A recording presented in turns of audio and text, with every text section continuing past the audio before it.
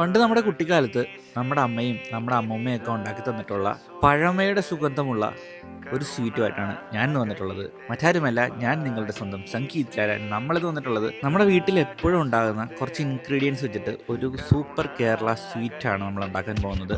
നമ്മളിന്ന് ഉപയോഗിച്ചിട്ടുള്ളത് കദളിപ്പഴമാണ്. കദളിപ്പഴത്തിന് പകരം ഏത്തപ്പഴമായാലും കുഴപ്പമില്ല. പിന്നെ നല്ല നെയ്യ്, അണ്ടിപ്പരിപ്പ്, ഉണക്കമുന്തിരി, തേങ്ങാപ്പാല്, കുറച്ച് ശർക്കര പാനിയാക്കിയത്. ആദ്യമായിട്ട് നമ്മൾ ചെയ്യേണ്ടത് നമ്മുടെ കയ്യിലുള്ള പഴം, അതിപ്പോൾ ഞങ്ങൾ കദളിപ്പഴമാണ് യൂസ് ചെയ്തിട്ടുള്ളത്.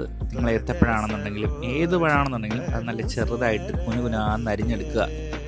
ശേഷം നമ്മുടെ ഒരു പാൻ ചൂടാക്കുക. അതിൽ ആദ്യം നെയ്യ് ഒഴിച്ച് ഉണക്കമുന്തിരിയും പിന്നെ നമ്മുടെ കാഷ്യൂനട്ട്, അണ്ടിപ്പരിപ്പും ഒന്ന് ഫ്രൈ ചെയ്തെടുക്കുക.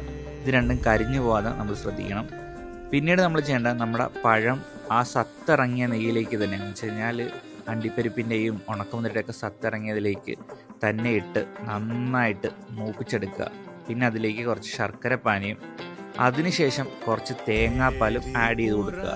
ശർക്കരയും തേങ്ങാപ്പാലും ഒഴിക്കുമ്പം അധികമായി പോയാൽ ഇത് പായസമായിട്ട് മാറും. അങ്ങനെ ആകാതിരിക്കാൻ വേണ്ടി ശ്രമിക്കുക. പിന്നെ നമ്മുടെ കാഷ്യൂനട്ടും കൂടിയിട്ട് യോജിപ്പിച്ചാൽ നമ്മുടെ സ്വീറ്റ് റെഡിയായി.